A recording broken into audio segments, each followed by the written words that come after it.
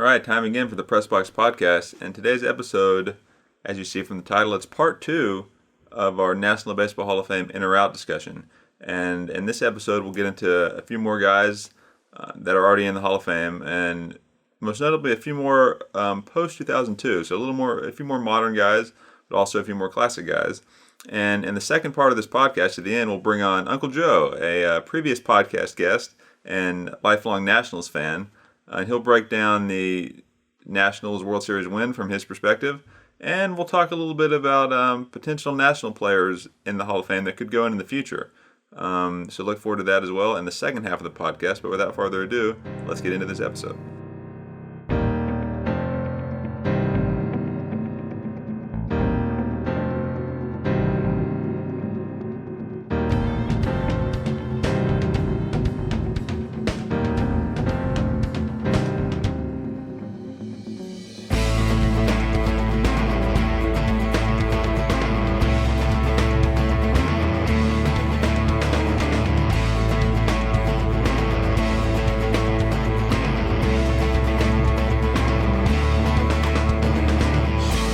Okay, so this is the National Baseball Hall of Fame, In or Out, Part 2. We had a very spirited discussion in Part 1 about certain players, and we're ready to carry that a bit further today. We're going to talk about some more players prior to 2002 that were elected to the Hall of Fame, but we're also going to sprinkle in some players after 2002. So with that, I'll turn it over to our moderator, also producer, Nathan Miranda, and we're ready to go. All right, first up, Jackie Robinson. Jackie Robinson. That's a no. It's a hard no. Yeah, I don't think... Go ahead. Yeah, No, you finish your thoughts. So credit to him for being the first African-American player.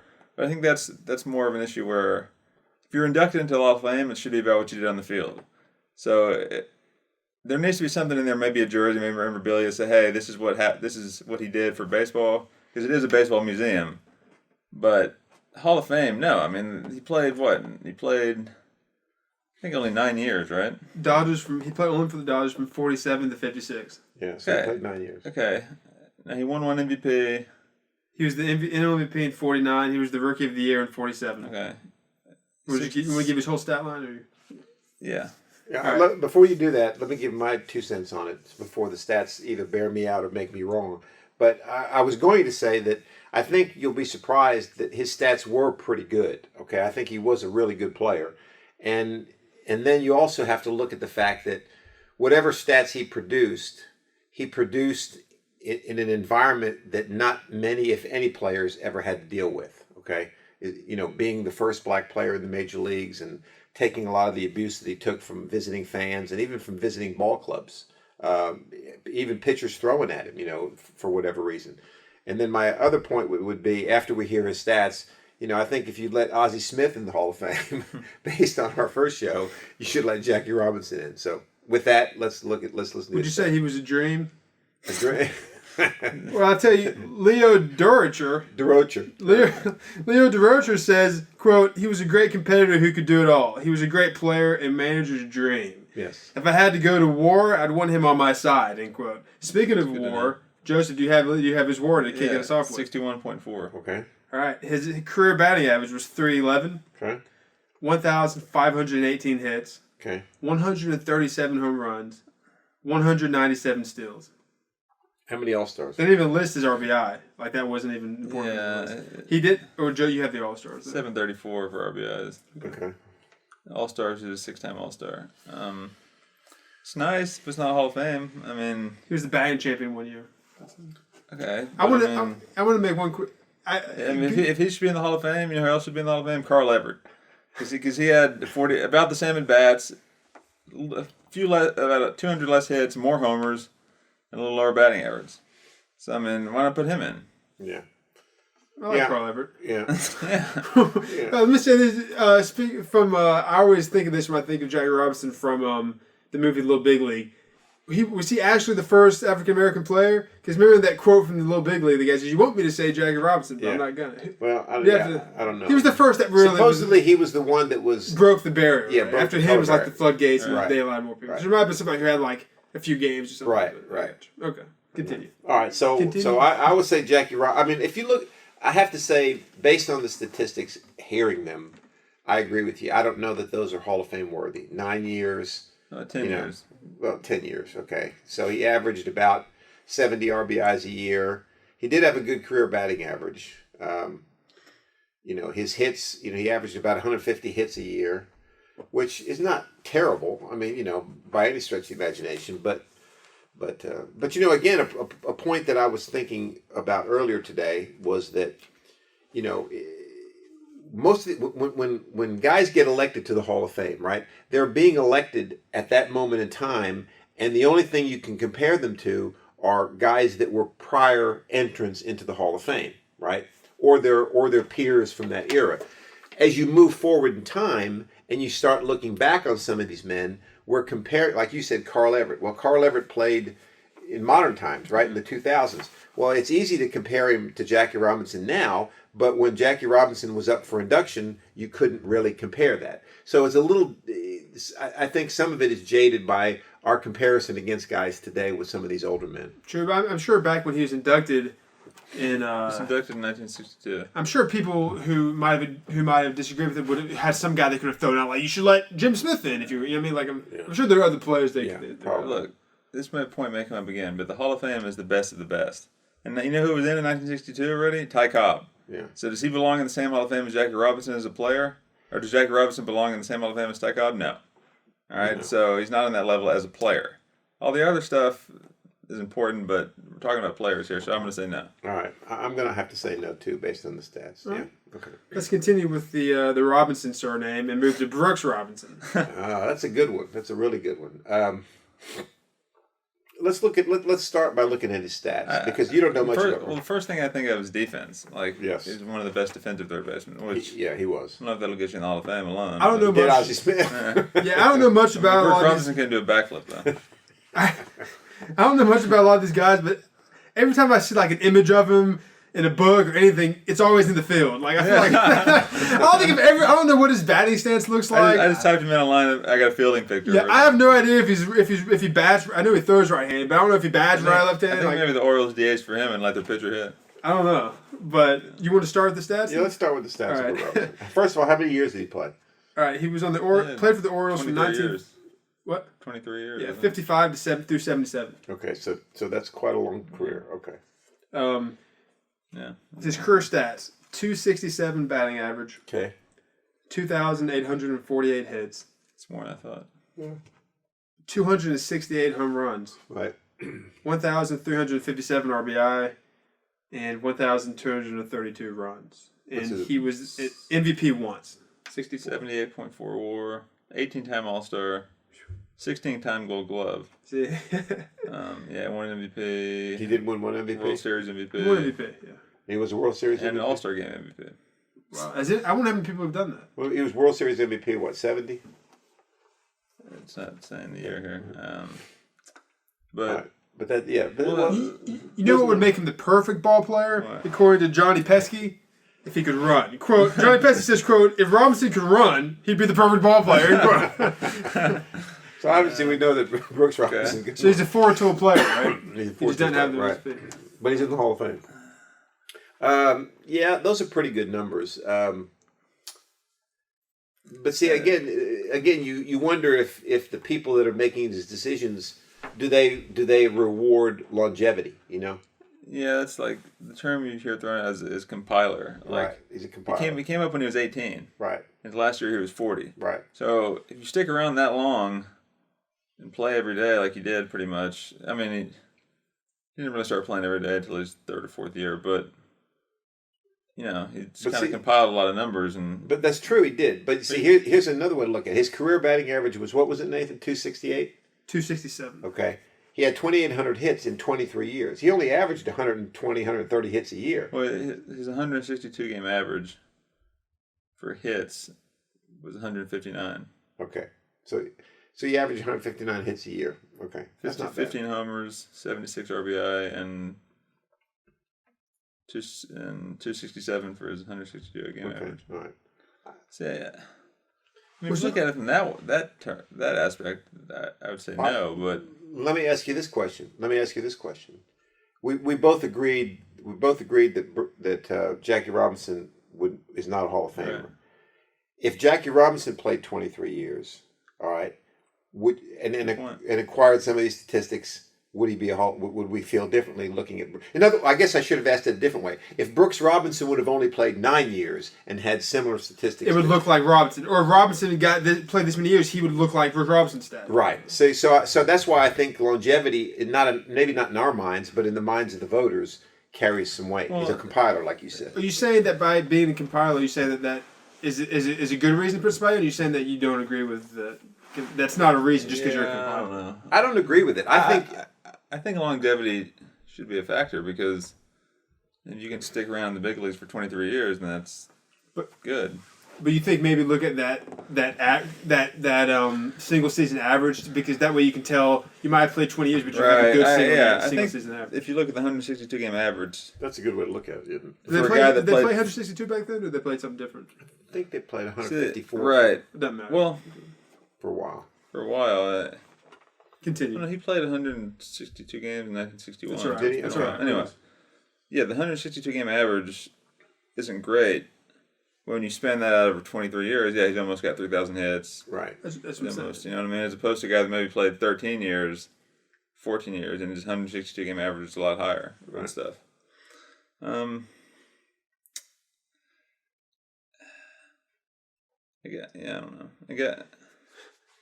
Voted in 1983. Last year was 77. So. He had 92% of the ballot. He was the first ballot. And just while we're on this topic, I forgot to mention Robinson had 77.5%, but he was first ballot. Jackie Robinson. So this guy Brooks Robinson has 92%. Yeah, so the voters thought more. He thought that more highly of him. I'm going to say yes. I'll say yes based when you add in his defensive prowess to. I think that can help your case. But it can't hurt it. It can't hurt it, and it's not going to make its case alone. Like Ozzie Smith. Yeah, what are the backflips? The 23 years, the defense, and he's basically 150 hits away from 3,000. Yeah. I'm going to say yes. I would say yes, too. So you say in, both say in. I'll say in, yeah. All right. Let's stay at third base here and go Ron Santo.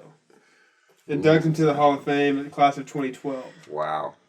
I think he was a Veterans Committee guy. Yeah, he may have been. When it was 2012 he was elected? Yeah. Yeah, he was a veteran. When he retired, when 80 he played from 1960 through 74. Yeah. That's his debut in the last game. Yeah. Ron Santo. All with the Chicago Cubs. And the final year was the Chicago White Sox in 74. Santo doesn't strike me as a Hall of Famer. I watched him play when I was young, and I never did think that he was really that good, to be honest with you. But you know, his numbers. Yeah. I mean, my first response would be no. 9-time All-Star, 5-time Gold Glove, 70.5 WAR. Yeah, he was a Veterans Committee. 277 average, 342 home runs, 2254 hits. Mm-hmm. Yeah. It's not, no. I mean, you say 9-time All-Star? Yeah. 5-time. I mean, I feel like there's a lot of guys with those type of numbers. Not a lot, but I mean, those aren't extraordinary numbers. I'm going to say no on Ron Santo. But I mean, that's like we talked about, the 162 game average, 25 homers, 96 RBIs, 277 average. That's like right there with Brooks Robinson, maybe a little better in some aspects. Yeah. So I don't know. I mean, he only played 15 years instead of 23. So that's why it's hard to compare it. And there was obviously most of the voters didn't think he was a Hall of Famer because he never got elected by the official ballot, right? He got elected by the Veterans Committee. Yeah, I meant to ask you. They don't have a percentage of the votes. How does that work? Why don't they have a percentage of the votes on the Veterans Committee? I think because it's done a little differently. There's not. Yeah. So I was trying to they don't have to have a certain percentage because they're only up that 1 year. I guess I don't know. And in fact, they're doing it a little different now. I think they've done away with the Veterans Committee now, and now they break it down into like 3 categories, like pre-modern era,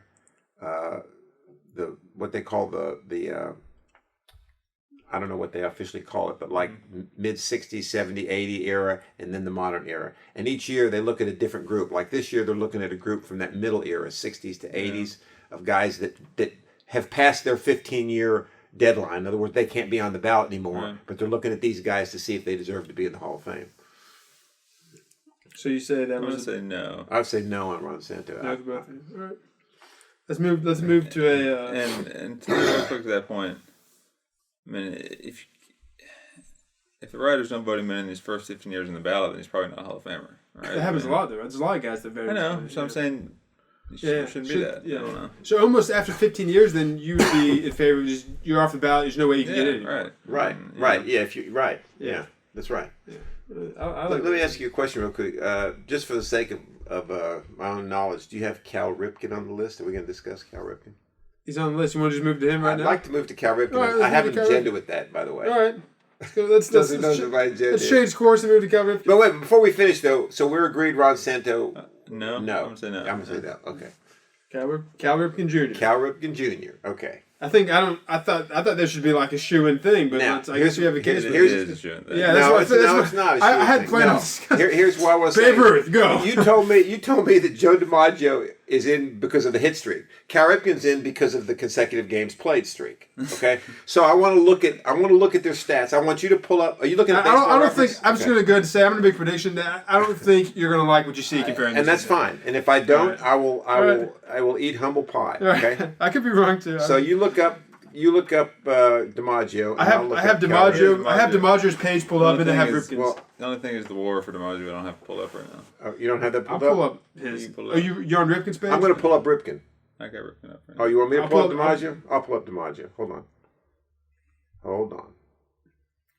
Bear with us, everyone. I think this is going to be a I got him up here if you Lightning. wanna- You got Joe it? DiMaggio. Hold on. I have him if you want to begin. Where have you gone, Joe DiMaggio? Okay, I got it. All right, so let's compare. I'll get the plates out for humble pie. Hey, listen, I will. Okay, so you said I Joe love DiMaggio too. I'm not, I think you agreed with DiMaggio with reservations, and you said I'm not completely sold on it, but I'll agree with it. Yeah. Okay. Dang. And Well, let's look at let's first look at WAR. What was Ripken's WAR? 95.9. All right, DiMaggio was 78. Okay. Career batting average 276. 325. Home runs 431. 361. Hits 3184. 2214. get through 1,000 hits. Okay. That's Almost 1,000 more hits. Now let's Yeah. look at the 162 game average. Okay. 162 game average, 207 hits. Ripken 172. Okay. Home runs 23. 34. RBIs 91. 143. Batting average 276. 325. Right, that'd be the same. Okay, let's look at awards. All right, he was a. What'd you say there was a drop down that you could find all that stuff on? Yeah. If you click, I see more. This right there. Yeah. Yeah. Okay. So he was a 13-time All-Star. How about Ripken? 19. 9 World Series. played in one. All right, 2 batting titles. I don't think Ripken ever won a batting title. Okay. Is that with the silver slugger? 3-time MVP. 2-time MVP for Ripken. Okay. All right. So based on that, I mean, I have to admit, Cal Ripken's a Hall of Famer. There's no he's question. a Hall of Famer. Yeah. But I also think that DiMaggio's got better numbers than Ripken does in some areas. So basically, you were all in agreement that he's a Hall of Famer, but you're trying to use him as a case to move Joseph over to the DiMaggio side. Yeah. I don't know if that's going to hold up, but go ahead. he's got the hits that DiMaggio doesn't have. He's got the 3,000 hits, yeah. How many years did he play, Ripken? 21. Okay, so DiMaggio played... DiMaggio played from 36 to 42 with the Yankees, and then 46 to all right, but remember, here's another thing that I don't think we talked about this. Maybe we did last time. DiMaggio, along with many other players, missed 3 full years serving in World War II. Okay? And remember, that's significant. Let's run out if you want to run out his hit average per season, see if 3 years gets him to 3,000. Well, that's a good point. It won't. Yeah, he only has 2,100. Well, all right, well, he's got 200. He averages 207 hits a year. That's 621. That gets him about 27, 28. Puts him at 28, 35, doesn't it? Yeah, it's not 3,000. Okay, but it's pretty close. Yeah. Okay. I mean, And his home runs, he averaged 34 home runs. That would have put him at 3 years, about another 100 home. I would put him at Cal Ripken's home run number. Okay. His batting average we can assume would stay the same. He probably would have been on the All-Star team. He may have even been the MVP one of those years. So my point is, Cal Ripken obviously deserves to be in the Hall of Fame based on his numbers. But I would say, given DiMaggio's numbers, and some are better than Cal Ripken's, and then if you take those 3 years he was in the service, I think it's a no-brainer. And see, remember, the WAR would be affected by that as well, too, right? Is it? If you just miss a season? Yeah. I think WAR is just the games you played in. Okay. You know, how many wins were you above a replacement? Okay. Because it's based on the games played, not the seasons. Right. That you could. Okay. But and Ripken's streak was more impressive than DiMaggio's streak. I was going to ask, do you think the two streaks are washes, or do you think one's more impressive? No, I don't agree with that at all. I mean, on face value, it looks like it, right? The guy played in 2,000. What did he end up playing? 2,600 games or whatever it was. Off the top of my head, I don't know. Whatever, but he beat it by a significant amount. But now granted, he didn't do this, but and I don't know for sure if he did it once or twice or how many times, but you could start a game and then get pulled out, and that counts as your consecutive game. You could go in there and strike out 5 times and still counts as a game. You could get walked 4 times. DiMaggio had to get a hit in 56 straight games. Okay, then how come nobody else does what Ripken did then? If that's all you have to do is show up. It's a different era. It's a different era, yeah. In history, nobody's ever done it. Lou Gehrig did it. Okay. But 2 people in history have done that. Ripken surpassed him, but then all the people that played at Ripken's time never did it. You just changed the question. I'm not doubting that his streak is impressive and by far one of the greatest in baseball. But it's not. You said it's more impressive than what DiMaggio. No, it's not. I don't think it is. Here's the list if you're curious. Ripken's was 2,632. Gehrig was 2,130. The next one was 1,307. He started in 1960 and averaged Scott. Okay, but I'm not saying 56 game history is easy, but anybody can get hot during the season. For 56 games? Well, all you have to do is get hot over the summer and put that together. Ripken, you got to show up every day for I don't know how many years that is. 16, 17, 18 years. You can't sprain your ankle, you can't pull your hamstring, you can't jam your wrist. You got to play. You can't be hurt. You can't get hurt in the off season. You got to play every day. You can't start performing so bad you get pulled. That's a good point. Well, but that's a good point. Your level of performance has to be higher. Okay, but I agree with that. But I guarantee you, when Cal Ripken got to 2,000, they were going to play him no matter how good he was. Right, but okay? Well, at that point, he's an established player. I mean, he's like a 30-time All-Star. But good. No, I was just going to say, I'm totally behind that streak being very, very impressive. I never thought it would ever be broken. Okay, but I don't think it's more impressive than if anybody. Let me use your argument. If anybody can get hot, how come nobody's done it? How come nobody's broken DiMaggio's? I didn't say it was easy. I'm saying. Right. I mean, if anybody can get hot, the closest that ever came to it was Pete Rose. He got to 44 games. Yeah. Well, it's harder to do it these days because of a lot of reasons. All right. It's also harder to play pitching and right. But I guess part of it is you just feel like it can be broken because it could happen any season. Like somebody get hot this year and no one's close. No one's close to this, and it's a build up over years. So you're like, oh, no one's ever going to do that. But somebody could hit 56 straight. You know what I mean? So let me pose this question. That doesn't make it less impressive. I was going to say, would you say though?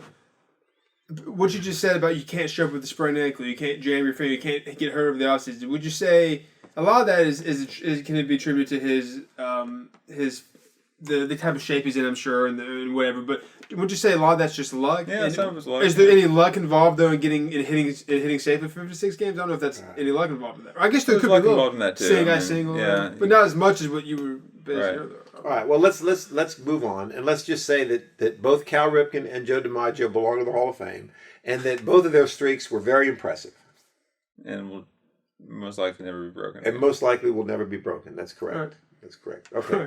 Thanks for that tangent. All right.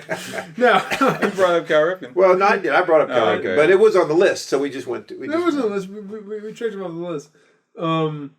Let's go to the one I had that I had queued up there. Part of a great baseball family. Someone I always kind of liked, I thought. I don't know any stats on him, but Roberto Alomar. I thought he was played for the. I know him as a Blue Jay. I guess he played for a lot of teams. He's in the Hall of Fame. He's in the Hall of Fame. Yeah. Hey. I can see this is going on, starting on a good foot. He was class of 2011. I'm going to say absolutely not. on Roberto Alomar. This is not Roberto Alomar Jr., right?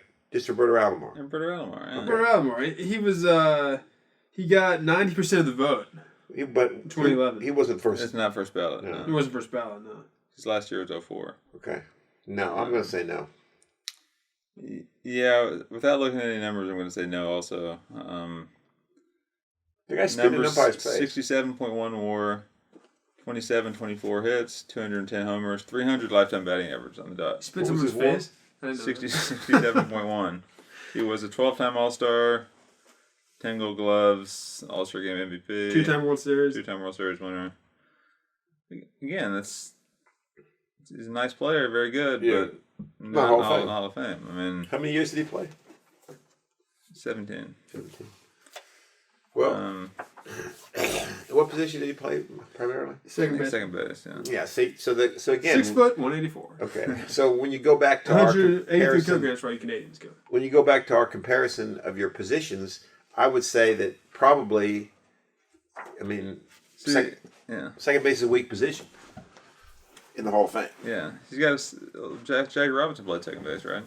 I think he did. I'm not sure. I want to say he did. Oh, it's like I lost his page. Yeah, he did because Pee Wee Reese played shortstop, and they were the double play combo. Jackie Robinson played second base.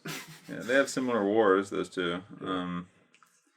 Alomar's got a lot more hits because he played longer, but right. Yeah, I'm going to say no. What's his 162 game average? 210 homers. No, excuse me. That'd be quite the average. Yeah, 14 homers, 77 RBIs, 300 average, 185 hits. Yeah, see, that's not very impressive to me. That to me, if you have that season every year, which obviously that's an average. Yeah. But if somebody right now played and had 14 homers and 70 RBIs every year, there's no way they'd be considered Hall of Fame. No. Okay. Yeah, I mean he I was going to say he didn't lead the league in anything. He led the league in runs one year in 1999. Runs scored. Yeah, and I don't even like that run scored thing because all that is a reflection of who's hitting behind you. I know you got to get on base. Yeah, but also like any point when he was playing, I don't think anybody ever said, "Oh, this guy's one of the best players in baseball right here." Like, it's Roberto Alomar. That's a good point. During your tenure in the league, someone has to say at some point he's the best player in baseball. Right. Right. And also like. Or at least the best of your position. Was he even the best second baseman at any point he was playing? I don't know. Who was playing. His I guess prime was a little bit before my time. Kind of. But I would think guys that are in the Hall of Fame, and you can look at it now with guys that aren't in yet, you know when they're playing like he's a Hall of Famer. A lot of times. Right. Like Mike Trout. Hall of Famer. He's a Hall of Famer. You know that. I can't think of anybody of the that have gotten in recently who I was like it hit me like out of the blue, like, whoa, this guy? Every time I hear a name recently, I've been like, yeah, I knew that when he was playing. But I think that's a good point, what you just said there, because I remember Roberto Alomar very well, and there's never a time that I thought, that guy's a Hall of Famer. Yeah. Justin Verlander, Hall of Famer. Yeah, Hall of Famer. Mike Trout, Hall of Famer, right? You can see it. And even just like some of the people more recently, you just you've thought that. Yeah, exactly. But I think that's an excellent comment. At some point, somebody has to have said, "This is the best baseball player at his position," or just period. Or period. Yeah. So I think we're in agreement now. Right? No. All right, let's go back. Let's step back a little bit here and go to Willie Stargell. Ooh, that's a really good one. Yeah, I think he gets a lot of play from like that Pirates '79 season and the little conductor hats they wore. Yeah. Cool, some cool Pirates throwbacks. Willie Stargell, that guy could hit. Like this. Looks like from this picture. It's like did he wear a headband under his batting helmet? That's what it looks like. I think he gets his status is elevated just because of like the time he played in the Pirates and all that. But you want to kick off with it? Good. You got to go ahead. I got stats up here. I'll give you his WAR after. Well, first, let's just go to. He was elected in '88, first ballot. Okay. He got 82.4% of the vote. All right. First baseman. All right. Career stats: 282 average. Okay. 2,232 hits. Okay. 475 home runs. Okay. 1,540 RBI. 1,195 runs. All right. He was the NL co-MVP in '79. That's it. Home run champion twice. Played for the Pirates 62 to 82. World Series MVP. 57.5 WAR. And how many years did he play? 21. Yeah. See, even for 21 years, he should have combined more stats than that. What's his 162 game average? 33 homers, 106 RBIs, 282. Not bad. No, that's not bad. See, No. then again, it's Todd Helton. Todd Helton should be helping. Exactly, He's yeah. got a similar career to Todd Helton. I agree with you. But Todd Helton didn't play on like a popular team during a popular time period. Right. And he wasn't a World Series MVP. Yeah. So No, I'm going to have to say no on Willie Stargell. Honorable mention maybe, but no Hall of Fame. yeah, like very good player, but not Hall of Famer. He's pretty big on himself, though. I'll tell you that. He says of himself, quote. Was that quote from him in there? Yeah. Okay. Self quote. Okay. Yeah. An unbiased quote. Quote, if I had to describe myself, it would be like a big oak tree. Good roots, a big, strong trunk, and lots of branches going off in different directions. End quote. I don't know what he's talking about. I don't know what that's to do with him playing baseball. Next time we decide to plant a forest, he'll be first on the ballot. Yeah. To go off the guy we just talked about, I think he's closer than Roberto Alomar should have been. Oh, yeah. No question. But I don't think he quite. Of course, I guess I have tough standards, but he doesn't quite get in for me. No, I agree with you. All right. So, out for both. Yeah. Out. Willie Stargell, out. Yeah. All right. Next up. Rich, a.k.a. Goose Gossage. The Goose. Going to the mound. All right. Now, I will say about Goose Gossage, all right, he's in your book, isn't he? he's not. No. Okay. He was class of Oh, so he was a Veterans Committee guy. 08. Yes, he had to be a Veterans Committee guy. He's the only guy that got in there, right? I think so. He did. Yeah, he was the only one that got in. He It says he retired- was veterans. He Yeah. retired what year? Yeah. No, I'm sorry. 94 is last year. I'm sorry. He was voted by. It says here the BBWAA. Yeah, so that's not veterans. It's not Okay. veterans. So no, he was Last year within the 94, 15 year. Okay. It was like Was his he? 14th year. But I'm sorry. Yeah, he got 85.8% of the vote. All right. Wait Goose- a second. So he retired within 15 years of 08? Yeah, 94. Yeah. It's 14 years. I thought he was like a 80s. Well, I guess he was. He was. Well, he's 70s. 72. Which is hot. 72 to 94. Yeah, so he Right. played quite a bit. And I mean, Goose. Let me say, I watched Goose Gossage play, especially when he was with the Yankees. Okay, and Goose Gossage was the first of what you see today. These flame-throwing closers. Okay, Goose Gossage was. In fact, I'll throw out a quote on him that one of the I think it was. I forget who it was, but one of the batters, one of the better hitters at the time, said that it's hard to hit Goose Gossage because when you go up there, he goes, he's throwing aspirin tablets. He goes, that's what the baseball looks like. Speaking of that, Goose Gossage was the winner of the Rolaids Relief Man was. Award. There you Yeah, go. it was. There you go. So I'm going to say, of course, you can read his stats, but I'm going to say he's definitely a Hall of Famer. All right. Do you want to just go to the stats, or do you have anything to add, Justin, to that initial thought? Let's go to the stats right now. All right. He has 124 wins. We said he's a reliever, right? He's Yeah. a reliever, though. Look at his saves. Well, ERA is 3.01. Not bad. Saves. Let me pull that up. He started 29 games in 1976. So Okay. His saves 310. That's pretty good. His 162 game average on saves is 20. He led the league 3 times in saves. yeah. Okay. Yeah. And the most he had in a season was 33. And 2 World Series. 41.2 WAR. He had over 30 saves twice. I don't know if that's like a big benchmark or not. Yeah, it's pretty Solid, good. yeah.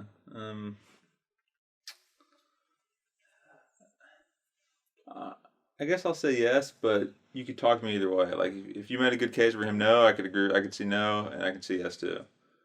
I think, kind of like you said, being kind of like a pioneer at his position I think that helped him. for relievers helps him. Yeah. All right, don't lose his stats yet because I wanna look at something for comparison purposes. 301 ERA. That's solid. Hold on. All right, tell me. 301 was his career. All right, Yeah. career. Yeah. All right, what was his WAR? 41.2. Which is Okay, not very I'm looking at John Smoltz right now because Smoltz was a starter and Yeah, a closer, closer, just yeah. like Goose Gossage was. Okay, so career ERA for Smoltz was 3.33. So a little He worse. started more than. He started more than he relieved. Wait, Well, yeah, I'm saying he Smoltz? started way more than Gossage. Gossage only started 1 year. yeah. He was okay. Smoltz started like half his career. Yeah. didn't All right, so saves. That's going to hurt your So you ERA. can't- If you're a starting pitcher, it's going to hurt your ERA. he? You're gonna give it more runs. You're right. Right. That's And, true. Yeah. and you can't look at saves because he didn't. Well, how many saves does Smoltz have? He had 154 saves. Yeah, he didn't. But you Led can the look at league you in can look at his 2002. 162 game. Oh no, you You can't do either that because either. it's Yeah. kind of like a weird career. Yeah. Okay, well, this guy had Gossage had, what did we say? 300? 310 saves Yeah. in 22 years. But I think if you look at his ERA, I'll give you a good one when you're done here to compare him to. But all right, what was Gossage's career WHIP? WHIP? Yeah. Let's see here. Career WHIP 1.232. Okay, Smoltz was 1.176, so that's quite a bit better. He only gave up 8 hits per 9 innings. I feel like if you have to get this granular, like he's not a Hall of Famer. No, right? If I we're know. looking at WHIP and how many hits, I mean, WHIP. Yeah. I don't know. I might give it to him. Yeah, I don't know. It's that's a hard one.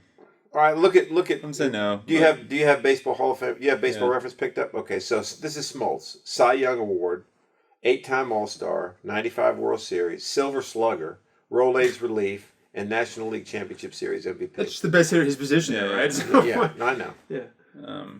What's his WAR, Smoltz? 69. 69. Yeah. Gossage was 41.2. Yeah.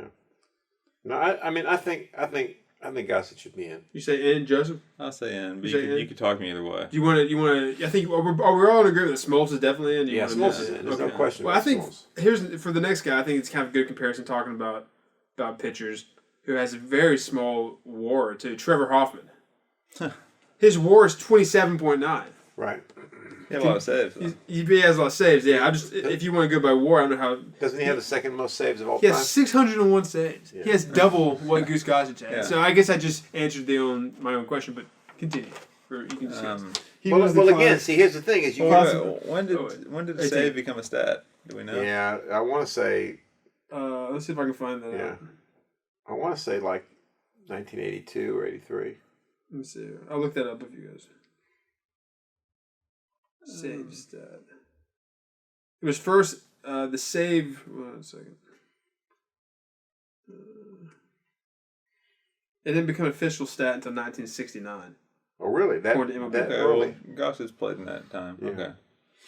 It was first adopted for the 69 season, amended for this, but it became a stat. Okay, yeah. Hoffman played 18 years and had double the saves of Goose Gossage. Yeah. Gossage played 22. I granted Gossage started one of those years, but that's basically all he started. And was he always a closer? I don't know. I mean, he may have just been a reliever. He could have been. That's true. You're talking about Yeah. Gossage? Yeah. So that's maybe why Trevor Hoffman was a closer always. Yeah. ERA is 2.87. But Trevor Hoffman was a first ballot Hall of Famer, wasn't he? Let me check that. Trevor Hoffman. He won the Rolaids Release Award twice. Ooh, wait. Put him in. He was 79.9% in 2018. So when was this Last year was 10. So no. So no, he wasn't first ballot. Okay, but he got in a little sooner than Gossage did. Okay, Yeah.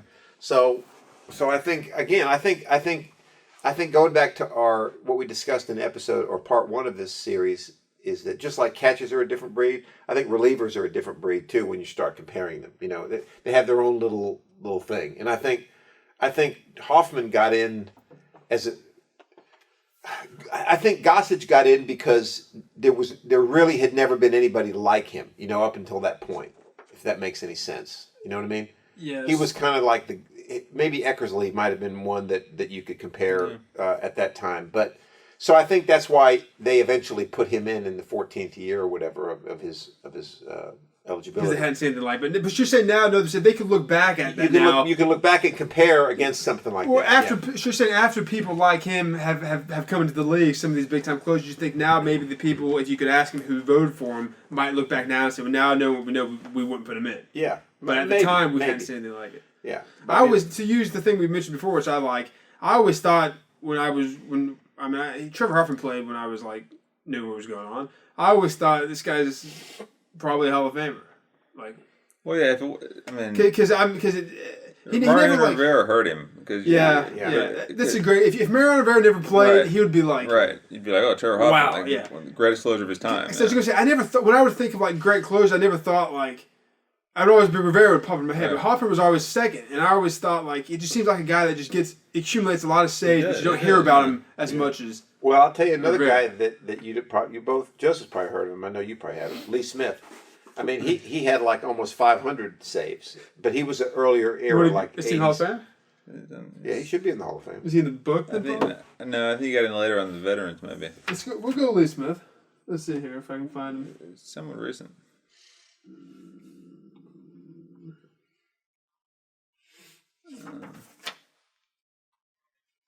Yeah, 2019. Oh, Yeah. okay. Yeah, so got in last year along with Rivera. Yeah, let me pull up Lee Smith's stats. So you want to go to Lee Smith, say yes on Hoffman? I say yes. Oh, Yeah. definitely yes and Hoffman. Yes, definitely. All right, Lee Smith. He had. You said he was a straight up closer his whole career. I think so. I think so. Let's look at his saves here. He had 478 saves. Okay. Yeah. He had 47 in 91. He led the league 4 times in saves. Okay. How many years did he play? He played 18. All right, from when to when? 80 to 97. Okay. 32 game average for save. 32 saves for his What is his 162 WAR? game average. His WAR is 28.9. Is it just me or That's does around Hoffman?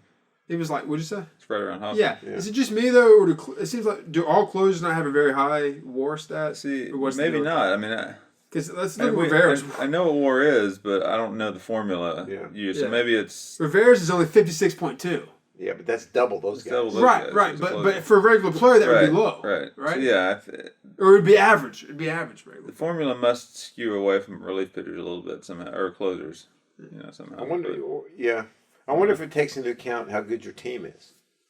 Because it wins above your I don't know. In other words, like, what am I trying to say? Well, that doesn't make any sense because that would. Okay. All right, but anyway, yeah. So Lee Smith, what was Lee Smith's ERA, career ERA? Lee Smith's career was 303. Yeah. See, that's not too bad. That's right around Gossage's. I think Yeah. Lee Smith obviously deserves to be in there. If you're gonna put Gossage in there, you Well, gotta put Lee Smith in there. I think he does too. Then why did he have to get put in by the Veterans Committee? Yeah, I don't know. I don't know why they didn't. I don't know. It says here, I'm trying to look at the calculation of WAR. It looks like it's a bit complicated to get into right now, but it does say that sources that provide the stat calculate it differently. For like example, Baseball Reference, Fangraphs, Baseball Prospectus, they calculate it differently. So I mean, especially when you look at like Hoffman, he should be in because he's Right. in Gossage. He's pretty comparable. I mean, Lee Smith is to both of them, you're saying? yeah. I think that's what happened. Is you said he was one of the kind of pioneer closers as well, right? Yeah, Gossage was. Yeah. Well, at least Smith somewhat. was too. Yeah. I think as appreciation for closers is growing, they realize we probably deserve to be in. That's why they basically put him in on the Veterans Committee when he never got voted for.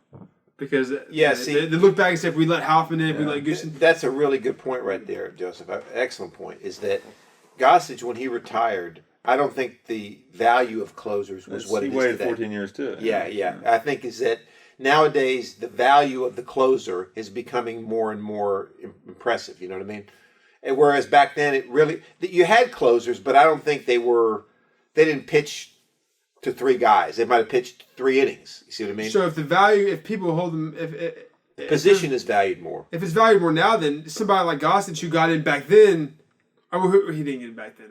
I don't know. Well, here's my point. My point is that in the 60s and 70s, what you would call a closer today, back then, was a guy that might have pitched the last 3 innings, okay? So in those 3 innings, right, he's more likely to blow a save or give up more hits, whereas if you bring Mariano Rivera in for 3 outs, you see what I mean? It's a lot different. It's a different situation, different dynamic. You're saying that guys like Gossage played at what point Early on in that era, okay, when they really weren't called closers. Lee Smith had played to the 90s. Yeah, but I mean, even then, even in the 80s, the closer wasn't as different. They were asked to do different. Yeah. Okay. So you say for him though, you say both in then. Yeah, I say they're all in. Yeah. Yeah, I'm not debating their inness. Okay. Let's go. Let's stay on the mound here. Let's get away from closers though, and go to Jack Morris. Ooh, pitcher. That's a tough one.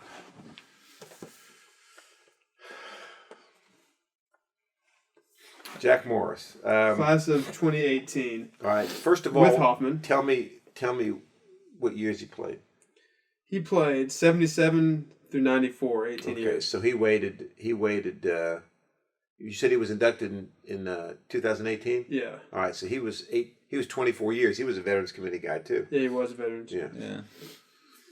You want to give your stats to start with? Because just hearing his name, he doesn't impress me as a Hall of Fame. Yeah, but you remember who he is? I know who he is. Okay. Because I don't. World Series MVP. His, He was a World Series MVP. okay. He has 254 wins, Okay. 186 losses, 3.9 ERA, 43.4 WAR stat. Okay, so do me a favor real quick, okay? Hold. If you can go back and forth, pull up CC Sabathia's stats, All right. and then read them back and forth to me from him and Jack Morris, and then I'll make my point. All right.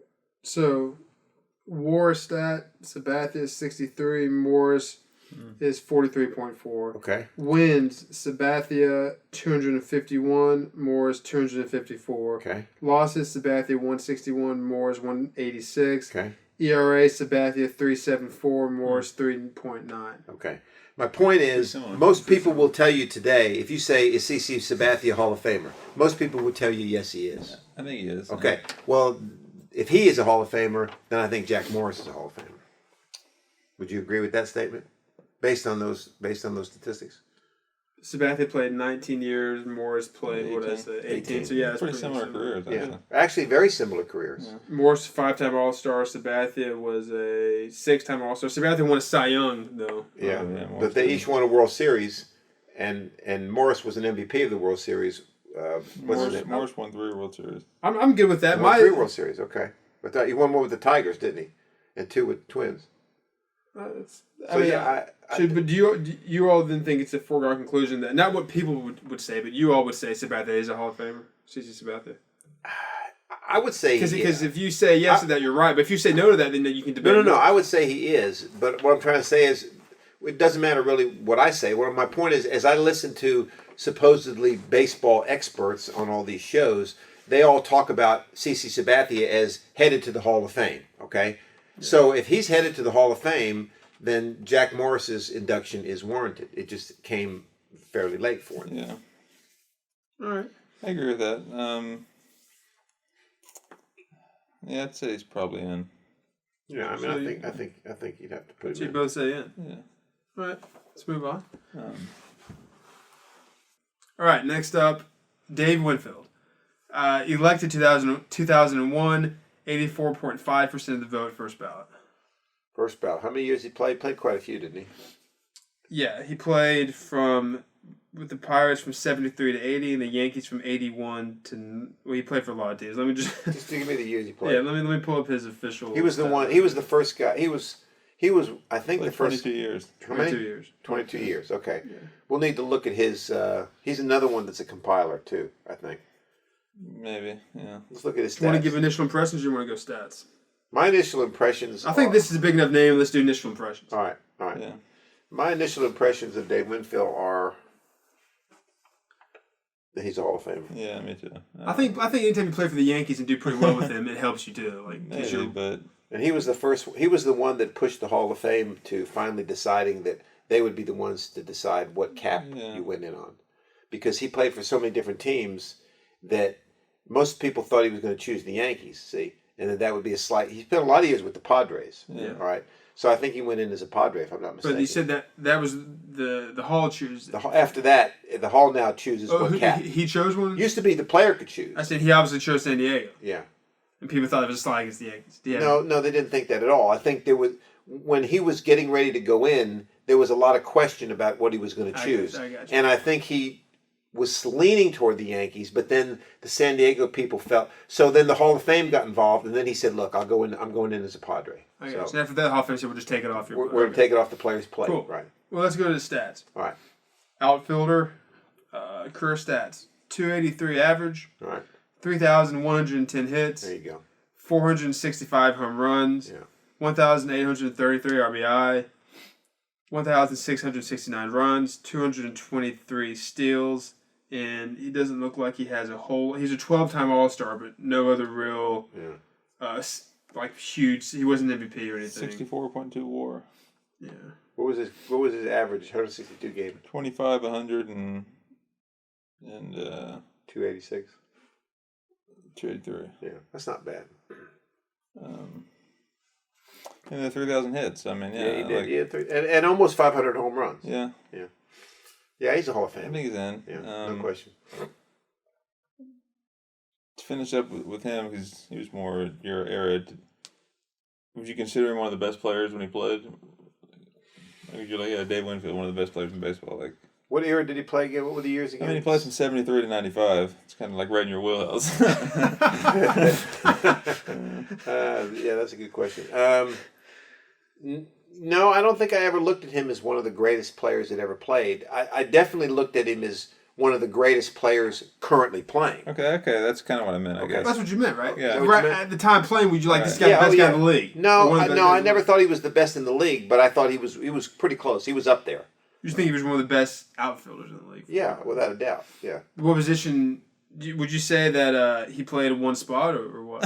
I'd say he's pretty versatile. You think he was versatile? Yeah. Well, I'll tell you, Gene Michael agrees with you, Joseph. Gene Michael says, quote, Dave Winfield is my utility player. He plays any place he wants, end quote. Yeah, Gene Michael was the manager of the Yankees at one point. Any place he wants. Like, he's going to show up and I think I'm playing third base today. Anything you want. Well, skip. I think whenever he played for Gene Michael, I guess if he wanted to, he had that option. All right. So you both say in for Dave Winfield. Oh, yeah. He's in. That is the final player for part 2. All right. All right, we're about to bring on our guest, Uncle Joe, here in just a minute. But we want to take a quick break to tell you about our Twitter account, @PressBoxPod on Twitter. If you're out there on Twitter and you subscribe to the podcast, like the podcast, definitely give us a follow on Twitter. We'll tweet about our latest episodes so you can stay up to date with that. And try to put out some poll questions to get some interaction with you guys. I think we just had one up based on our last episode about Baseball Hall of Fame In or Out, where we asked about some Hall of Fame catchers. If you had to pick one, who would be in, who would be out. So, again, if you're on Twitter, make sure you give us a follow and stay connected to the Press Box Podcast. And let's get into our segment with Uncle Joe right now. Okay, so now we're going to take our show into a little bit of a different turn. We have a special guest. He's been with us once before. We call him Uncle Joe. He's my brother, and he's been on once before, and we've got him on again. So, Joe, how are you today? Doing well. Glad to join you guys. Glad to have you on. And as you know, this is part 2 of In or Out of the National Baseball Hall of Fame. But we want to kind of use this segment. At the end, we'll talk about a couple guys that we may have debated on the previous episode. But what we want to do, since you live in the Washington, D.C. area, and I think the last time we had you on, which was a while back, we were talking about the Nationals. And I know you've been a long-suffering Nationals fan and have had lots to say about their escapades of guys that they brought in that they shouldn't have, guys that have failed in pressure situations. But this year, it all kind of came to a beautiful head as the Nationals are the World Series champions. So give us your take on, as a fan of the Nationals, a team that had never won a World Series, give us your range of emotions from, okay, they clinched the playoff spot forward. Each time they advanced, what were your emotions going through all that? Yeah, so that's a great question. First of all, I'm donning my world champion hat, basking in the first ever franchise championship. Right. As you said, long suffering. Now, at least I'm going to enjoy this until the next World Series. Right. But it was. I've been a fan while they've had really terrible seasons, and you'd enjoy watching them because you knew that they had to make moves and build over the years and acquire good players and finally get some a good manager to manage the team. But when they first clinched their division title, there was a lot of hopes that they were going to really do well. And I'll never forget that we have a history here with Gio Gonzalez, and right. Folks can go back and listen to that old podcast to catch that. Right. The he collapsed. He won 20 regular season games that year. Right. I forget which year it was. It was the first time I think they clinched their division. Right. And the postseason, and he collapsed in the first game. He never was the same after that. He never really never did anything after that. And postseason was just absolutely terrible. But they really couldn't get past that first series. Mm-hmm. And it was almost like a, kind of their Achilles heel, right? Well, and it happened, another time after that. And, maybe two times after that. So they couldn't advance. Right. And they never could win a series. That's right. never could. I think they came close one time, but then I think was it against St. Louis, and then they won in Game 5 or something like that. Right.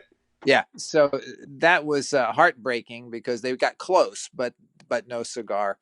So this year, though, well, let me step back a minute. So I think they made a lot of moves over the years, right?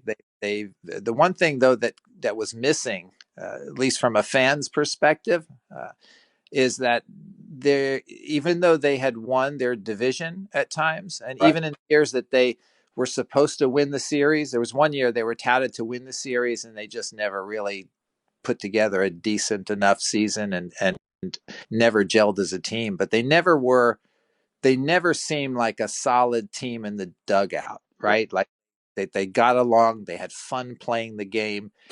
But this year really was a Cinderella year. Yeah. And the guys had fun playing with each other. They enjoyed, being on a team together. It was a game to them as well as a profession. Right. And of course, whenever it's your year and it's a Cinderella year, a lot of things went their way. Right. And you have to win. I mean, it's just got to be that way. But we started off the season feeling that, Harper, left, and that was for a fan, that was a big letdown because, he was the face of the Nationals. Forget Zimmerman for a moment. Zimmerman was the old guy there, but the person getting all the press was Harper, and it felt to a fan, it felt like he just really betrayed the team and betrayed the city. Right. And he got treated that way. Right. Yeah. I mean, Right. And you mentioned kind of their demeanor in the dugout. Well, let's go to the dugout for a second. I mean, ever since their inception, they've had a lot of managers, a lot of big name managers. Frank Robinson, Matt Williams, Davey Johnson, Dusty Baker. But it was Dave Martinez that got him over the hump, and the guy that that's right. And I got to say, I didn't expect him to. I'll be very honest with you. Right. I really didn't expect him to. And then, and up to the halfway point of this season, I really was disappointed. The team wasn't, their record was, you never would imagine they would have got to the World Series looking at their halfway through. And Martinez's job was on the line pretty much as well. But I think, it's, believe it or not, I think it's less Martinez and it was more the players. Yeah. I think a turning point too for the team was when Martinez had his heart issues. Right. And when he came back, I think there was a different demeanor towards him and the way he approached it. Right. So you never know what things in life will take a different turn to cause some kind of unique ingredient to just make something happen. But putting that aside for a second, I mean, I'll give him credit for leading the team to a World Series. But the guys played fantastic. Having Juan Soto, look, we didn't miss Bryce Harper in the outfield at all. And we didn't miss him at the plate at all either. Yeah. Well, right?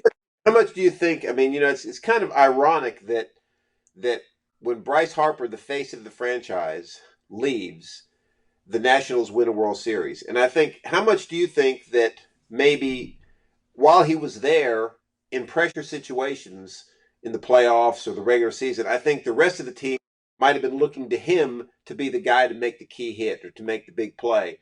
Whereas once he left, it took them 50 games because they started out 19-31, but finally they rallied around each other and realized that it was a team effort and not just one guy. Yeah, I think you hit the primary reason. They were probably leaning on him and expecting him to kind of do something to turn the tide. This year, they looked to each other and different people stepped up at different times, right? But I also think that having him in the dugout caused a little bit of disruption, right? And I don't have a peek inside behind the dugout in the locker room and stuff. I just think he was a little bit of a destabilizing force and a prima donna, right? And sometimes getting rid of that person, no matter how good they are, can have a great effect. And I think that was one big thing. But the primary was what you had mentioned, right? Is they couldn't lean on him. They had to step up. They had to each do something on their own to pull the team through. And you had a Howie Kendrick, come in the clutch a couple times. You had a Juan Soto driving in runs. You had Eaton hitting a home run. You had everybody pulling out wonderful plays and just stepping up to the plate and making it happen for the team. It was wonderful. It was a wonderful thing to watch. It really was. Let me ask you. Let's go back to my original question. Okay, so the Nationals clinched the wild card, and they are going to host the Milwaukee Brewers in the wild card game, and you're losing. The Nationals are losing 3-1 in the 8th inning. And it looks pretty bad. The Brewers have Josh Hader on the mound, who was probably the premier closer in the National League. So it pretty much looked like it was going to be another bad year for the Nationals. So what were your emotions right there, and then your emotions when the Nationals put those guys on base and Soto got the big hit and drove in the go-ahead runs? Yeah, I thought, oh man, here we go again, right? Yeah, we didn't win the division, but hey, we got a wild card spot. But then again, we can't get past round one, right? And go back to the start, collect $200, right? That's what I thought was going to happen again.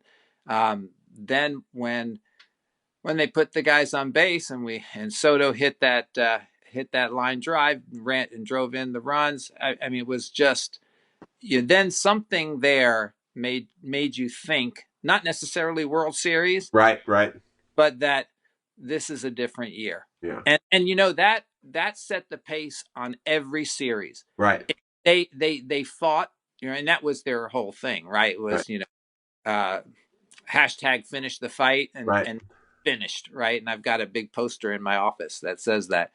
But that set the pace, and that's what they did. They scrapped, and they ended up, 2 outs could be at the last inning. Mm-hmm. They didn't give up, right? And they had the confidence that it wasn't over in that situation anymore. Right. Well, then how about let's go to the next round. All right. So they beat the Brewers, and then they go to the divisional round to play the team with the best record in baseball, the Los Angeles Dodgers. The Dodgers jump out to a 2-1 lead, and the Nationals are facing elimination at home, and they come back and win that game. And then they go to Los Angeles, and again they're losing by 3 runs late in the game. And not only do they get a big homer to tie the game, Howie Kendrick hits the grand slam in the I think, was that extra innings, the grand slam, or was it the 9th inning? I don't remember. But either way, another tremendous comeback there. It was. And again, I think because of what happened with the Brewers, when they played the Dodgers and they were in that situation, it was nerve-wracking, right? Watching that, because you never know what's going to happen, right? But I tell you, when Kendricks got up to the plate, something in my mind said grand slam. Really, it probably was more hope than anything else, right? But I think they showed that they're not just going to give up, right? And like you had mentioned, which is a great point, right? Everyone stepped up when they had to step up, right.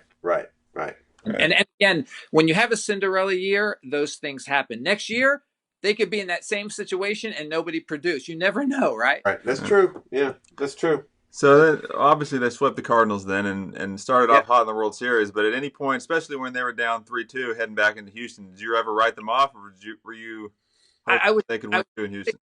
Yeah, it's a great question, Joseph. I was really kind of down in the dumps when they lost the home games here against Houston, right? They had won the first couple games in Houston. They came here, and I think because of the success they had before, we were, every fan was expecting a sweep, right? And again, they were playing a good team in Houston, right? And then, but Houston swept them at home, right? And going back there, you really wondered, oh my goodness, is this the Cinderella year we were hoping for, or is it going to end now, right? Because it was a difficult position going back to Houston, sure, right after Houston sweeping you at home with the momentum on their side. But again, you're seeing them play that next game, and you had a lot of hope that they would that they would pull it through. And then let me tell you, by the time they got to the last game of the World Series, right, being behind Houston didn't necessarily make you feel it's over. right. Right? You just kept expecting somebody to do something. Right. Yeah, absolutely. And then finally, none of us here have ever been to a championship parade. I don't think. No, right? no. So I know you were there. Take us inside the parade day and what that was like. I have to. It was a great day. First of all, right? First, the baseball gods gave us a beautiful day. It was nice and cool. Wasn't hot. Sunny, blue skies, and we got to see everyone. The parade itself was like, guys, I could tell you haven't done this before. It's your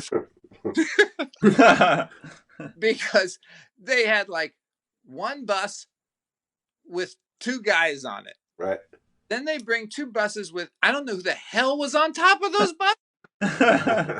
It was a bunch of people that I don't know if they paid to get up there. I don't know if they were family members of the guys who had season tickets. I have no idea. And then another bus finally comes and you got another three guys on there.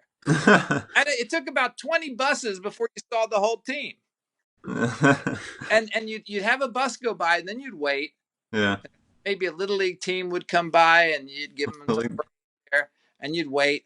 The parade was a little bit spits and spats, and it didn't damper anybody's spirits. But it was a great day to kind of see everybody and have them kind of celebrate, right? And see the trophy being held up and get to see your favorite players in celebrating a championship. Yeah, absolutely. And then everybody, the sea of red and everyone wearing their gear, and even the folks that became fans last week. Yeah, I'm sure there are a lot of those there. Right? Because all of us had our hats that are like dyed sweat stains. Right. They're no longer bright red. And then you had some folks with these brand new hats, brand new T-shirts. But it was great. The city deserved them to win one. I agree. Absolutely. All right, so we're gonna touch here on our kind of the theme of this podcast. This is obviously National Baseball Hall of Fame In or Out Part 2, and right. Traditionally been discussing guys that are already in the Hall of Fame, brought to us by our moderator Nathan. But this time we're going to take a little bit of a different approach here. We're going to talk about Nationals' current players that are obviously not in the Hall of Fame because they're playing, but a few guys we selected that might have the potential to be in the Hall of Fame, and we'll kind of discuss in or out here. So we'll hand it over to our moderator Nathan to give us. I gotta say, I like your format with the three of you guys talking. It was really thank you. Too. Yeah. Well, let's start it off with kind of the star of Game 6, I believe, in the World Series, Stephen Strasburg. So, but you want you guys, I guess, give your initial thoughts on what you think, and then after hearing some initial thoughts, I'll throw out the stat lines, and we can look at the stats. Yeah. All right. So, what do you think? Do you think, based on his current trajectory, do you think Stephen Strasburg is a Hall of Famer? Well, I had heard just to, in the discussions over the past couple of years, some of these folks that, the talking heads of sports were questioning whether Scherzer would get in the Hall of Fame with just 2 Cy Young awards. Right. Right. Yeah. Well, if you can't get in with 2 Cy Young, right, then I think Strasburg's got a pretty big trajectory to get to before he gets in. Right.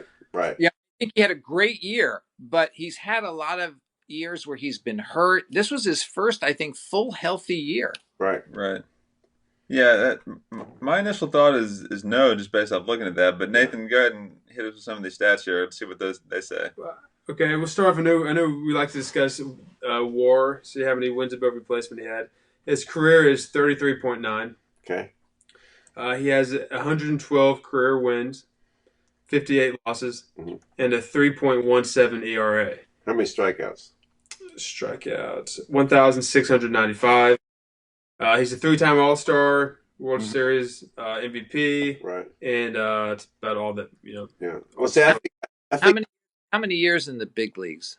10 years. 10 years, see? Wow.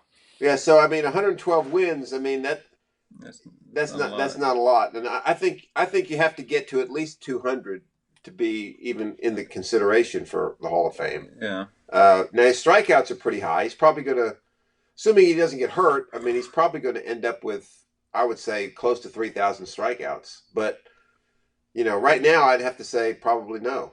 Yeah, I agree. Yeah, I'd agree with you there. If you said 10 years in the big leagues, he'd have to, if he wins another 112 in his next 10 years, that's still only 224. Right. A lot of guys in the Hall of Fame have more than that. Right. So right. I think it's going to be tough for him. Yeah, it's going to be tough. All right. Yeah. So, all right. So that's an out, I think, with all of us there. Let's go to Max Scherzer. Let's go to Max Scherzer next. Yes, we already touched on him briefly, but we'll talk him more in depth.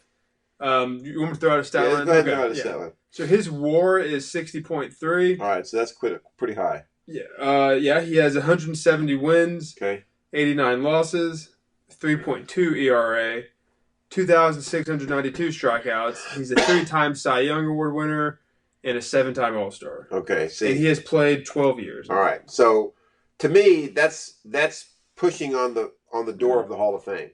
I agree with that. 3-time Cy Young Award winner. Is he 3-time? I thought it was 2. 3 times. Yeah, 3 times. Wow. And Very then good. he's got 170 wins, so more than likely he'll be way over 200 wins, and he's probably going to be easily over 3,000 strikeouts. Yeah. And I think the 3 Cy Young awards right there probably locks it up for him. So I agree with that. I think he's in. yeah, I would say so. No hitters? Is he throwing? Is he throwing? He's throwing a hitter. Let's see if I can where that would be at. Let's see here. See if I can work those up at. I think he's throwing a no I hitter. feel like he has. Well, we'll check on that. But A quick question while you're looking that up.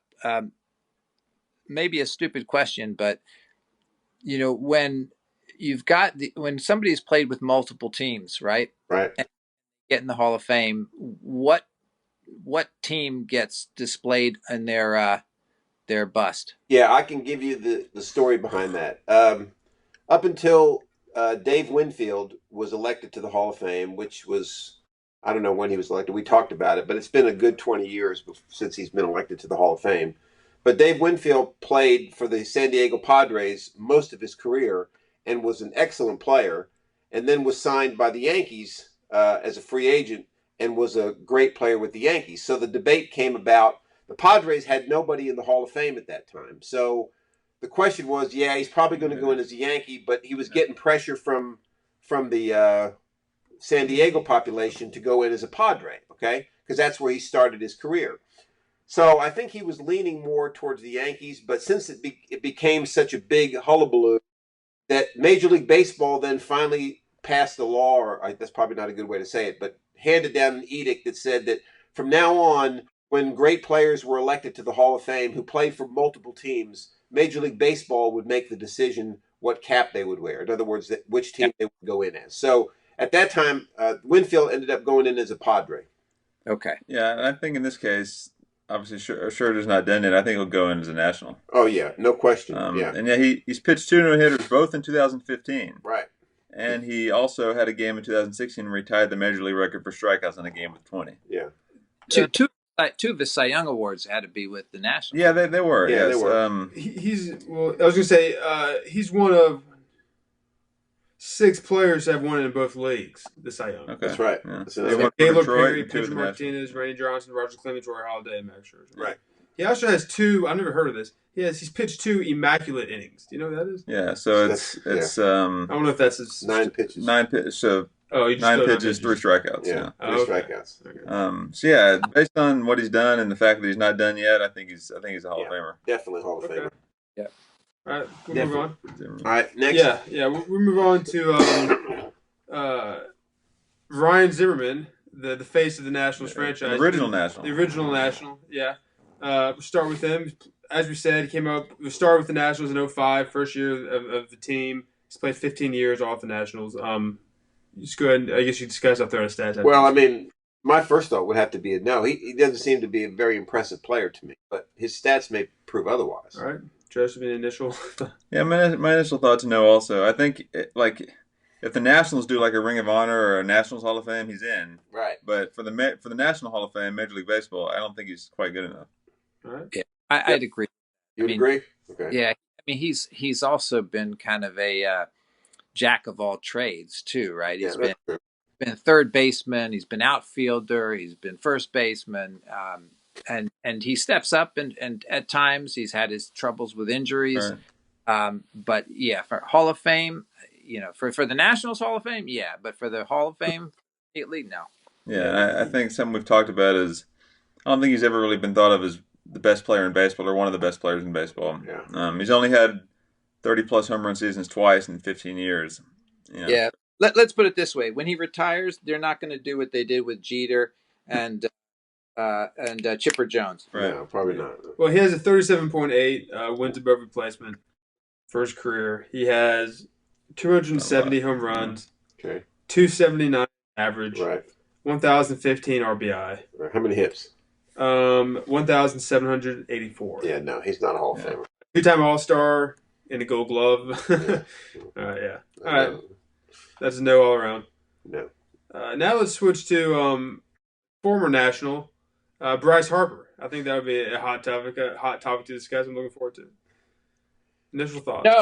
No. Next. No, next question. Okay. All right. Well, he's already won MVP. He was the Rookie of the Year. He's a 6-time All-Star. Right. Only played 8 years. Currently has a 31.5 wins above replacement, which is only going to go up. Right. He's got 219 home runs. Yeah. I mean, I guess it's still pretty early to tell, but let's see what you go. How many hits? 1,071. Yeah. Yeah. I would say he doesn't seem like it's a little too early to tell, right. But well, it's funny. It's funny, Joe. We were talking this morning, the three of us, about guys that you can look at now and say, yeah, he's a Hall of Famer. And when Nathan threw out Harper's statistics, one of the guys we talked about this morning was Mike Trout. Now, Trout's WAR is like in the 70s right now, which is like 40 points higher than Harper. He's got like almost 70 more home runs. He's got like, maybe 600 more hits. No, like 300. 300 more hits? Okay. So, I mean, Mike Trout is so far above where Harper is that you look at Trout and you just say, yeah, he's a Hall of Famer, sure. But Harper, I mean, I think he's on pace. In other words, he could do it. He's got a chance. Yeah, he's got a chance. It's not a definite no, but right. I think that he's going to have to pick up the pace a little bit. Right. Like, if he has 4 or 5 seasons coming up with 40 homers and 100 RBIs, which he's capable of, he's only 26. Right. I mean, that's going to go a long way to help, and but he's only had over 40 home runs once. He led the league that year in 2015 with 42. Right. We said he was an MVP, but Trout's a 3-time MVP. Right. I mean, that's the Trout's played 9, Harper's played 8, so they're about equal. Yeah. So that's okay. Joseph had mentioned right at the end of the season, right? You look at someone like Juan Soto, right? And season he put up about the same numbers as Harper. Right. And so, yeah, I really think Harper is probably is the most overpaid player right now. He's not a bad player at all. Right. My gut says that he's not going to be a Hall of Famer. Yeah. I think that's not a fair a bad statement. Yeah, not a bad assessment. Yeah, not a bad assessment at all. Okay, so now we have to close on and on the great Joe DiMaggio because I feel like I need some support in this. But let me set our listeners up for this. Obviously, our listeners that listened to part 1 where Joseph blasphemously compared Joe DiMaggio to David Justice. Yeah, saying that they were the same player, which I was speechless for a moment. It was pure blasphemy. And for our listeners at home, Uncle Joe here has been carrying the flag by sending daily text messages with Joe DiMaggio's picture in it, which is great. So the floor is yours, Joe. I want to hear the supporting case for the great Joe DiMaggio. Well, the Yankee Clipper. I just want to know if Joseph answered the altar call recently to confess that terrible blasphemy. Yeah. I'm considering it. You don't have to answer that, Joseph. I'm sure you did.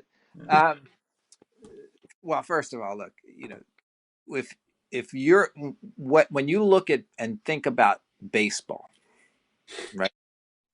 And those individuals that have contributed more to the sport, both in character, in play, in class, and in success, you've got to admit that Joe DiMaggio's name is in that group of elite players, like Ruth, Gehrig, DiMaggio, right, and others, right? There's others, but you can't out. I mean, Joseph, what was your main? I'm trying to remember back to the podcast, the last podcast, but what was your main reasoning?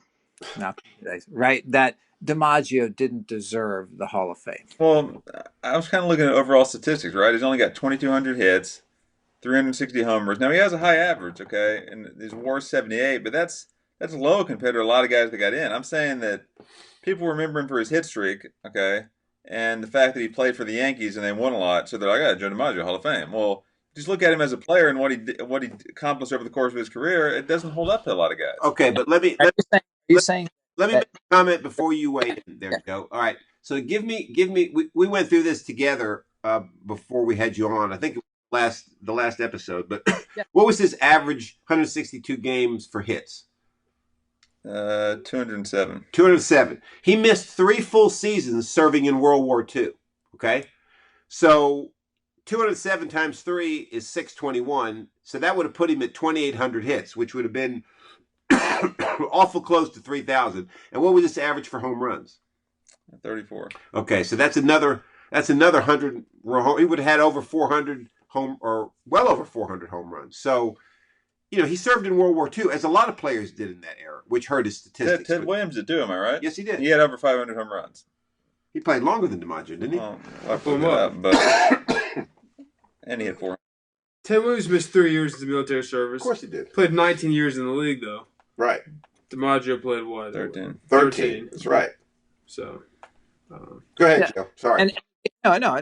I mean, those are great points. And again, I mean, when you take those 3 years, you don't what could he have done, right? You can only imagine based on his performance, right? But of that era, right? What would you say?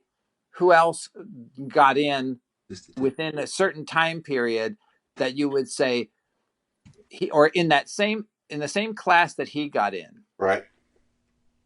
Do you think anyone else was rejected that should have gotten in over him? No, probably not. In the same time period he played? Right, in the class that he was a name to the Hall of Fame. What year did he get inducted? I'll pull this up. Let's see. Nathan will pull that up. Should be pretty quick. Let's fast my computer. While Nathan's pulling that up, I asked Joseph to give me his statistics. What was Joe DiMaggio's statistics the first year back from the war? 25 homers, 95 RBIs, and 290. Okay, that's not bad for being out of the game for 3 years.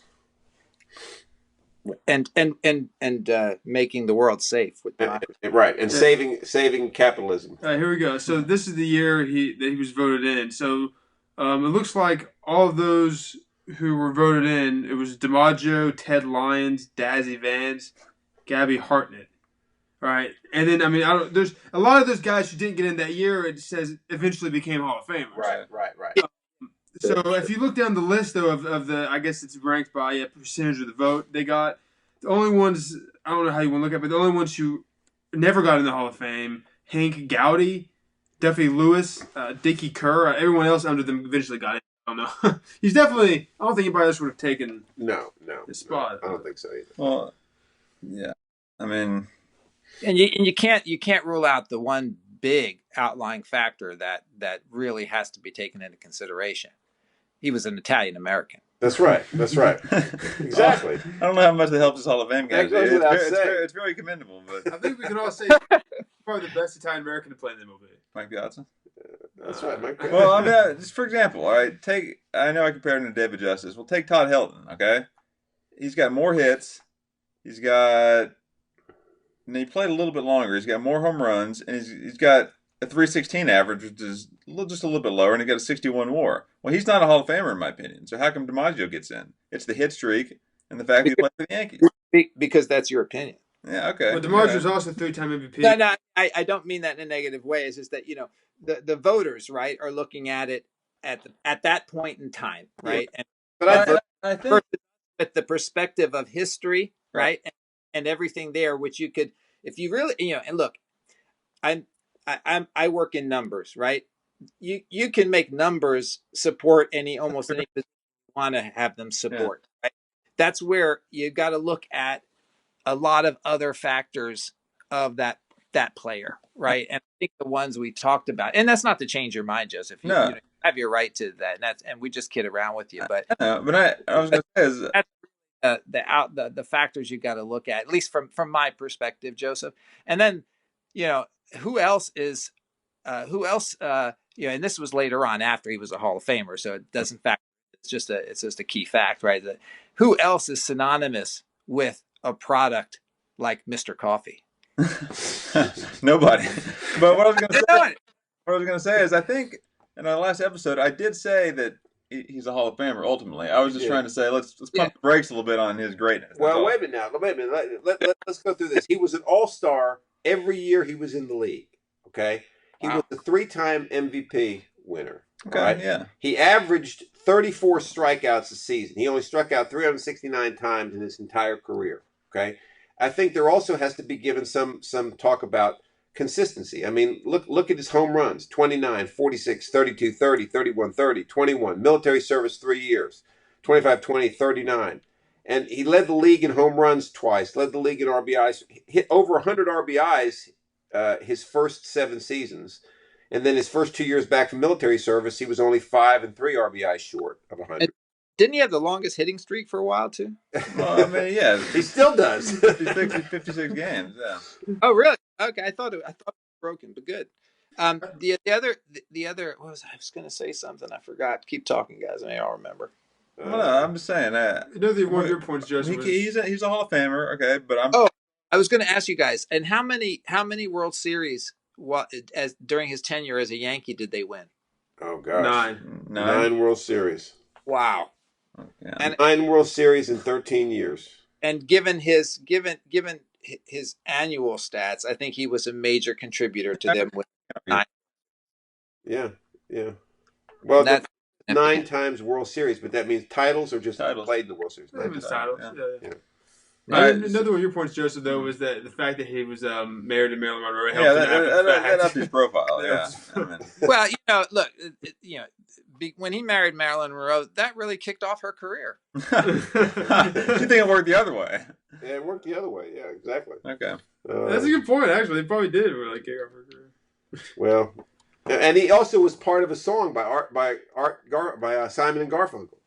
Yeah. Where have you gone, Joe DiMaggio? The That's nation right. turns its lonely eyes to you. See, if a nation turns their eyes to somebody, they got to be in the Hall. I think that's the final word on that. I think that's. I think we're all in agreement. He's a Hall of Famer. I was just trying to stir the pot, and I believe some of it. But all right.